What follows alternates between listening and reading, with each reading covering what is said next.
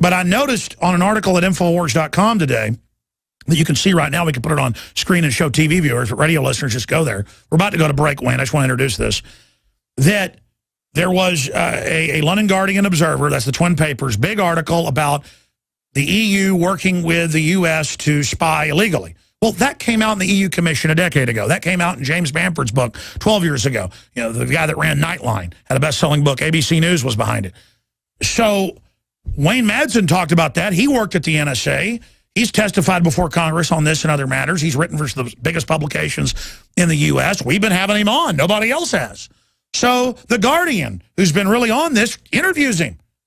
D notices that were already in the press last week that they'd been sent out to shut down stuff in the Guardian. We now learn it's Wayne Madsen. Now, do you think that should be news that a U.S. former NSA guy, journalist, award-winning, got shut down?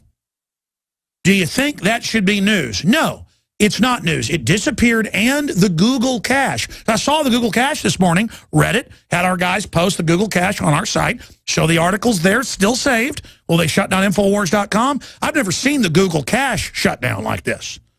They don't want to, and again, they didn't retract something.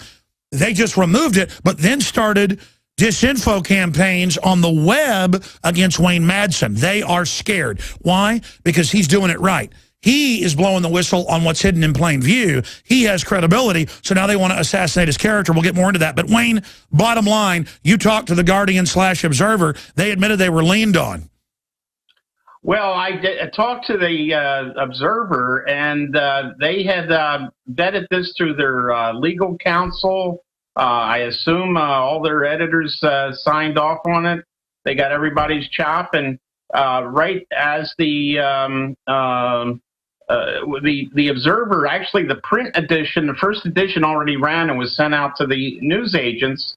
The second edition, the story disappeared from the front page of the paper edition. And of course, first, if you went to the Guardian site, it said the link is down because of an investigation, whatever that means. And then now it says the site is, the link is broken. So for all purposes, the story was removed. And then they disappeared it off the Google Wayback Machine. Unprecedented. Yeah, I mean, when I put the word out to some of my friends and colleagues, I said something's going on. A lot of them grabbed it and saved it because this is rather unusual, even for some seasoned journalists that I spoke to. Now, for those that don't know, we're going to come back and give you the floor as best I can. This is just such a big deal. It's hard to not add points. The big enchilada here, from my perspective, we'll get your take on this when we come back, is that you don't want to go to prison because you were, you know, a pretty high-level guy at the NSA. You work up on Capitol Hill. Anybody can watch C-SPAN and see in national security hearings. You'll see you there reporting. And at the National Press Club, you're a smart guy. You're going off what's already been admitted before in EU commissions, which I noticed articles saying the EU's mad at the U.S. over spying. They're, of course, running it all, basically. That's what you exposed. That's why they're upset. So this is admitted, already declassified info being censored now and a journalist being censored. This is a big deal, folks, for freedom of the press. We'll be back with Wayne Madsen of WayneMadsenReport.com. Also want to ask him about Michael Hastings and what happened there. The family does think that he was killed, and I've confirmed that, talked to him, talked to his best buddy in the Army, and Sergeant Biggs. We're going to get to all that. But, Wayne, you heard what I said before the break. For me, this is a huge deal that you are a member of the press. You've written for the biggest newspapers and magazines in the country.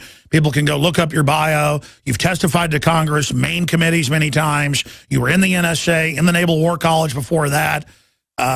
You were in NSA security. That's how you know about the Q group. What do you think it is that got this censored? Because I guess you have broken the Q group. You called it a kind of internal Praetorian SS to persecute whistleblowers. I mean, is that something? Because the rest of the stuff you brought out, and I want you to go over the EU Commission news, Bamford's book. I mean, this stuff has been out. I know that's where my sources are. That's how I knew all this. Guests like you. I mean, you're going about this smart. From other people I've talked to that are former government, you're talking about what is already out there but not really known. Is that why they did this D notice, unprecedented, to shut down what you were saying? I think that may be part of it. Also, I think they just can't handle all the leaks. There's another set of leaks in The Guardian today from Snowden about how they were bugging embassies. And this, if he had access to that, this kind of proves the point I was making earlier. I believe Snowden was probably working for the Special Collections Service, which is a hybrid CIA, FBI operation. It does exactly that. They put bugs in embassies in Washington, elsewhere, New York, overseas, and now he's released a bunch of that type of information. Basically, what I experienced yesterday when this story came out is a little bit like what Glenn Greenwald has been facing. All of a sudden, there was this sort of attack pack on the internet, people contacting all these websites, flooding the Twitter with all these tweets, talking about previous stories I had written. And if that was the intention to shoot the messenger, I think it backfired on him. There were a lot of references to the stories I did in Chicago about Obama's sexual orientation. And where is he right now? He's in South Africa. He's had a very tough time of it on his African trip, trying to convince certain African countries to provide more in the way of rights for gays, when in fact Africa's going the opposite direction. It's not a popular cause in Africa. So he's got egg all over his face. Well, I got to say this. When they rolled out 2 little kids at the gay lesbian event, I don't even get into this issue, and I know you're not, you know, anti-gay or anything. But, I mean, they rolled out little kids at the gay lesbian event to introduce it, and they're talking about kids' cartoons. I mean, if heterosexuals were involving kids on TV and cartoons sexualization, it'd be called really creepy. You know, if Calvin Klein has teenagers half naked, it's called creepy. What's this thing with kids? And I got to say, at that gay lesbian event, he was prancing around on the stage, and, you know, whatever. The point is that's blackmail material. That's why we're concerned about it, not about his sexual preference. Tell people your intel on that. You did this investigation into Obama and Larry Sinclair and stuff. Yeah, I mean, I did not believe Larry Sinclair at first, and I wrote that, and he told me, he said I was pretty tough on him, and but when I went to Chicago, I started hearing the same stories, so I looked into it a lot further. Now, here's the thing that, you know, is amazing. When Michael Isikoff got the story on Monica Lewinsky in the blue dress and all that business, you know, that was mainstream media all over that story. When it's Obama, no, it's relegated to the, you know, offbeat sites, the non-mainstream media sites. But what has happened here by these attack dogs coming after me because of other stories I had written, which have nothing to do with the NSA story, by the way. Now, the bit about Obama's history in Chicago and people saying he's gay is in some of the biggest newspapers in Europe. That would have not happened had they not taken the avenue, gone down the avenue they did, because... And they had these NSA defense people, you know, war college people and stuff have come out against you. They're really concerned about this. Oh, yeah. I mean, one of the central figures is a professor at the Naval War College, where I had done some postgraduate work in a continuing education course. I've got the certificate, and I think it's kind of unusual that, you know, you'd have somebody on the U.S. government payroll using his affiliation with the War College, attacking me like he's on duty. It was almost like this guy's on duty, because it went all afternoon, all evening, all into the wee hours of the morning.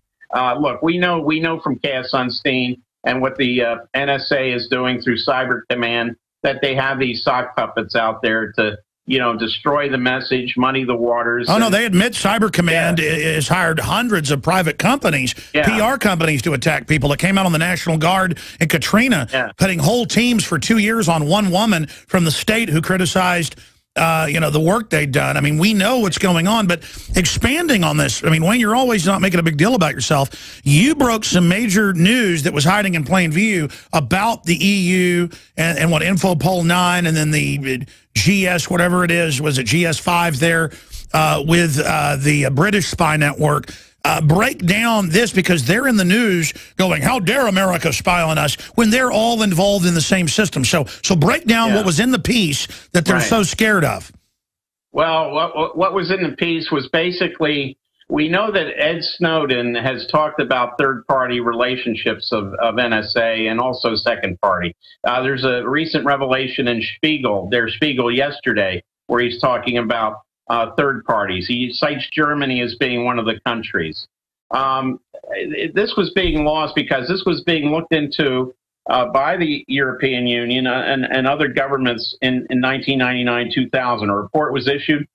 9/11 comes along, and all of this is forgotten. You know, it just goes down the memory hole. I actually testified before the EU Parliamentary Commission. They came to Washington, D.C., and I told them, you know, what I knew about the echelon and the system by which they shared information, and that wound up in a report.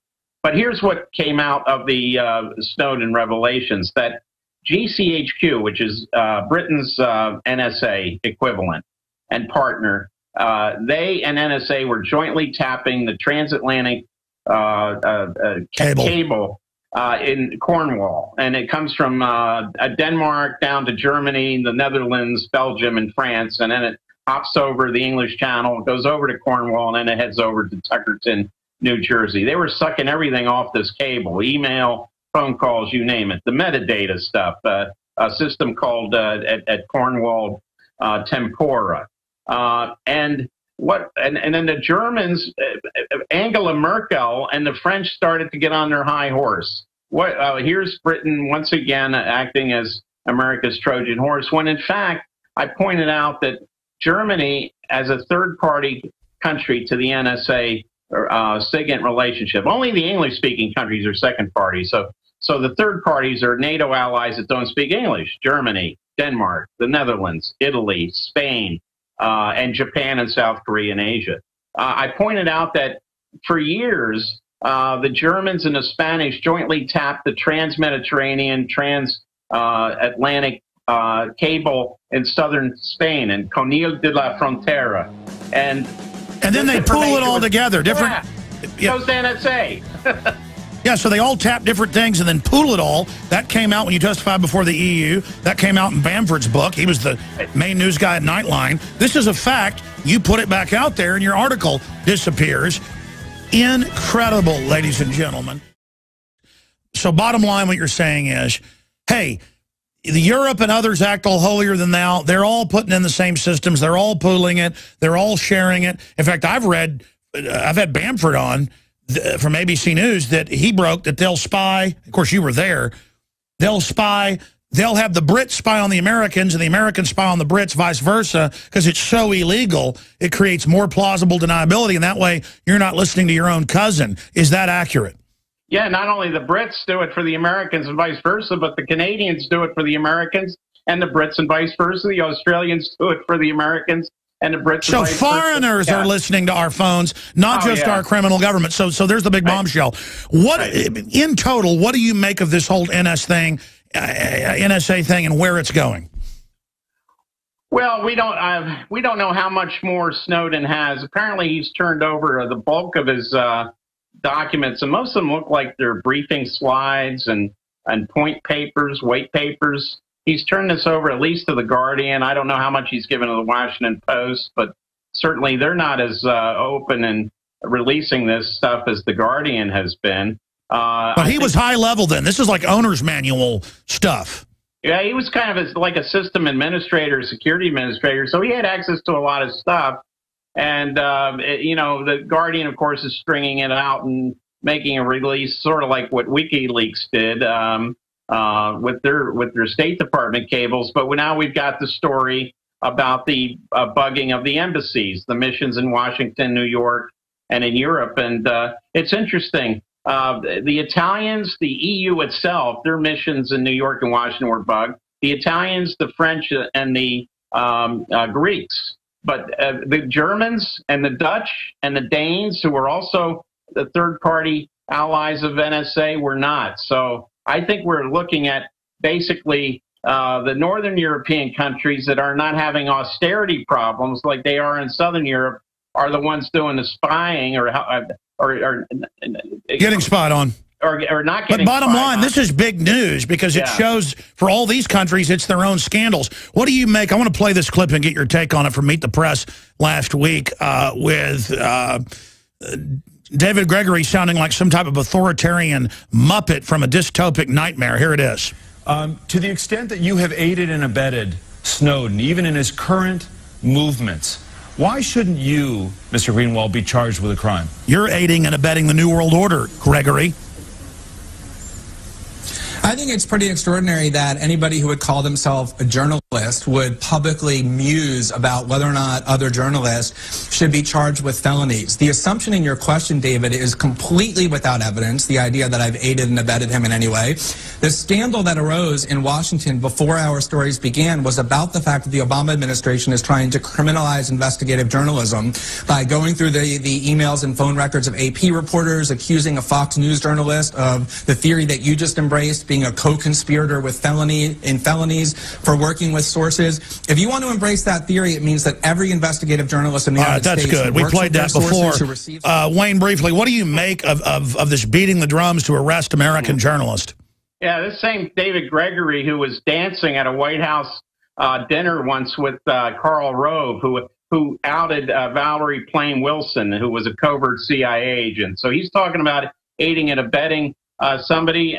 David Gregory danced with somebody who was involved in leaking classified. Yeah, so he's aiding and abetting. I mean, the whole point is everybody knows they're spying. Snowden did what I think is very patriotic for liberty worldwide. He didn't give out the codes to the ICBMs. He didn't ship our jobs to China. He didn't sell us out to foreign banks. That's the aiding and abetting. Briefly, I want to go to calls here, Wayne, of WayneMadsenReport.com. We have it linked up in your reports with all this breaking news, with the documents, with the spike story, the screenshots while they're still there of the story they spiked at The Guardian and Observer at Infowars.com with links to WayneMadsenReport.com. Wayne, bottom line, I've talked to the people that have talked to the family, his best buddy. He says, yeah, they think he was killed. They want an investigation. That should be news. What do you think, or have you heard from your sources on the Hill, that the associate editor at the New York Times, Michael Hastings, was reporting on? Look, I haven't always agreed with Richard Clark, the former counterterrorism czar for the Clinton and Bush administrations, but he came out and stated that it's possible to put a hack into the computer in that Mercedes that Hastings was driving. Now, look, I'm going to be accused of doing another conspiracy theory. That's the charge that all these sites are making and all these people on the internet. But let me say that I was in London and Paris right after Princess Diana's death in the car crash in the tunnel in Paris. Oh, they remote controlled it. I heard the same thing then, and how many years ago was that? So how old is the technology? Clark knows how old it is, and certainly that's what happened with Princess Diana and the other cats. Yeah, they could put a special box on cars that are 50 years old, but cars the last 15 years or so have the plug right in to totally control them. That's DARPA's own briefings since about the mid-1990s, so longer than 15 years. But, I mean, his family is out saying they think that he was killed, and then no media will touch that. Yeah, I don't. What I know is the stories he was working on. He was working on a story about the former CIA chief in Algiers who was put in jail. He's serving time in Ashland, Kentucky, in a federal penitentiary there now. It looks like he spoke like 5 or 6 Arabic dialects. They got him on some sort of sexual harassment charge. One thing led to another. Now he's serving time. He was a convert to Islam, an African-American, which is very rare to find with the CIA station chief, and yet he's serving time. So I don't see President Obama, our first African-American president, doing anything to help this guy out. No, he's just making sure they increase forced abortion funding in Africa. Yeah. Joseph, sorry, go ahead. I was just going to say Hastings interviewed him in his jail cell in Kentucky. He was also working on a Jill Kelly story, the woman, of course, who was involved with the email sort of. Absolutely. Let's just jam in a few final calls. You can cover this more tomorrow. Joseph, real fast question from Missouri for Wayne Madsen. Go ahead, sir. Thanks for calling. Yeah, Mr. Madsen, Mr. Jones. We know through history about American and England playing the role with Hitler and Putin and such forth. The idea came to me. I'm not a religious. Sure, ask your question, bro. We're almost out of time. Okay, what if all this was a setup, not Mr. Snowden involved, but Religiously, some believe Russia and China will come against America. What if this was all just to say, hey... Well, yeah, no, our government shipped all our industry to China on purpose, so that is part of the globalist plan. Wayne Madsen. Yeah, I don't think China or Russia really wanted to see Snowden wind up in one case in Hong Kong, which is especially... Yeah, Russia's told him get out. Russia said leave. Yeah. They already know all this. Right, and, you know, I mean, they don't want to turn them over, but, you know, the U.S. is like a little spoiled brat, the way we threaten countries with all kinds of... Absolutely. Let's take another one here. Let's talk to Patrick in Oregon. Real quick question, Patrick. Sorry, I waited to the end. Go ahead. It's okay. Hi, guys. Hey, my question is, do you think Snowden is a real guy? I mean, do you think they just fabricated him out of thin air just so they can use this as a... I think he's real, but they're going to try to spin it the way they want. I think he's real. Wayne? Yeah, he's real. I talked to a lot of people that know exactly where he's worked, you know, I know there was this idea that, you know, is he serving some other agenda? He just shocked a lot of people when he, you know, walked away and wound up in Hong Kong. When that happened in NSA before, back in the 60s, there were two mathematicians working on crypto codes that actually wound up at a news conference in Moscow. They were spies. They said they'd rather live in the Soviet Union. They were Marxists working on crypto codes. Can you believe it? At NSA, Martin and Mitchell. But that was a little different than this guy. This guy's a libertarian patriot. Yeah. Martin and Mitchell were communists who didn't like working at NSA. Caller, do you disagree with that point? Do you have a point to add? No, I kind of agree, but what's the Russians going to do? Is Putin going to take his laptop and look through it, or what's going on? Yeah, he'll probably take his shirt off and ride around on a horse. Listen, we're out of time here. In fact, if you guys want to give us your name and number, we'll call you back tomorrow when Wayne's on and let you have your questions tomorrow. The loaded phone's over there. If not, call back when he's on, guest hosting for 30 minutes to 3 hours with Mike Adams, noon to 3 Eastern, 11 a.m. to 2 p.m. Central. Wayne, be safe. I know you've gotten death threats. We appreciate your courage.